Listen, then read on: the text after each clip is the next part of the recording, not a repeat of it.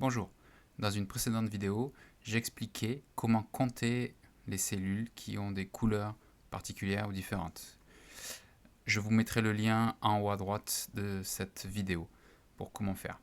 Le problème de la dernière méthode que je montrais pour pouvoir compter les cellules avec ces couleurs-là, c'est qu'elle ne se rafraîchit pas automatiquement. C'est-à-dire que si je change la cellule de couleur, et si même je fais des manipulations ou quoi que ce soit, ou bien je viens sur la cellule, c'était 43, on peut vérifier, je fais entrer, et là, ça peut remettre à jour. Mais il faut que je fasse ça pour toutes les cellules, donc c'est pas super. Donc si je remets une autre couleur, si je mets celle-là, ou bien si je mets plutôt la même couleur que ce que j'utilisais, c'était celle-ci, en fait, il faut que je vienne à côté de chacune des cellules et que je les rafraîchisse manuellement une par une, ce qui est vraiment pas super.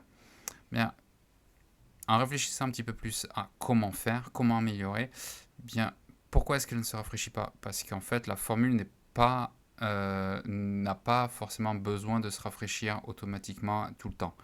Mais une méthode à utiliser, ce serait de mettre dans la formule quelque chose de volatile, c'est-à-dire quelque chose, ce qui s'appelle dans Excel une formule volatile, c'est-à-dire une formule qui se rafraîchit d'une manière très régulière, c'est-à-dire que dès que vous faites une action, elle se rafraîchit, même si ce n'est pas une action qui va l'influencer.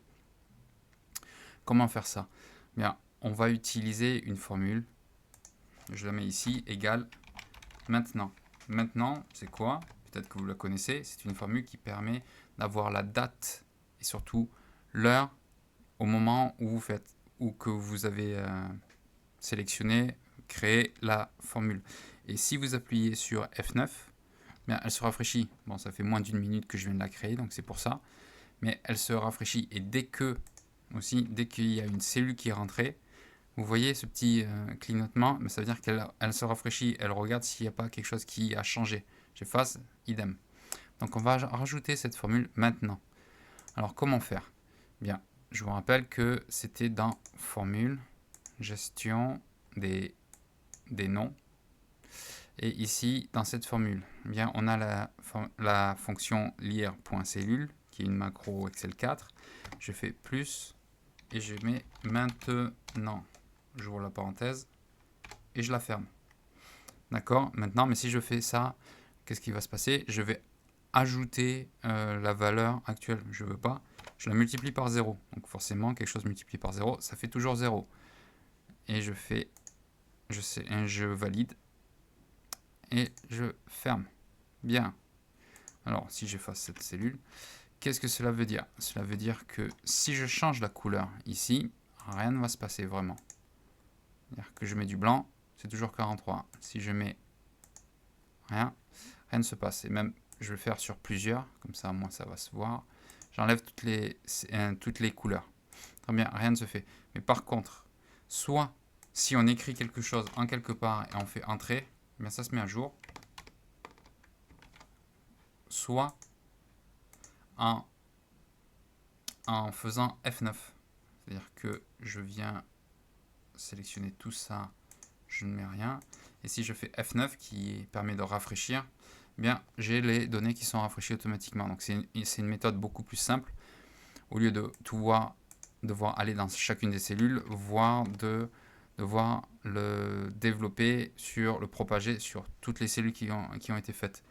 Donc il y aurait aussi un autre moyen qui serait une macro. Maintenant, le fait de compter les cellules suivant les couleurs, c'est suivant les couleurs que l'on fixe manuellement. Si c'est du formatage conditionnel, cette formule ne marche pas. Mais si c'est du formatage conditionnel, cela veut dire qu'il y a un formatage conditionnel ou, dit d'une autre manière, il y a une formule. Donc s'il y a une formule, il y a une manière de compter directement la cellule qui valide ou non ce formatage conditionnel.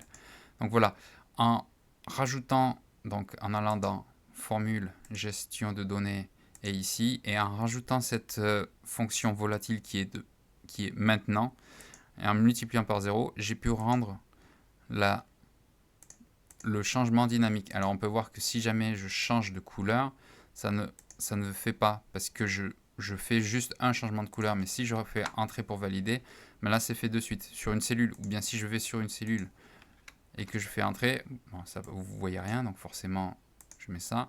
Mais si je vais dans une cellule et je viens ici et je fais entrer, bien ça met à jour automatiquement. Donc ça permet d'être beaucoup plus dynamique que ce que cela était avant.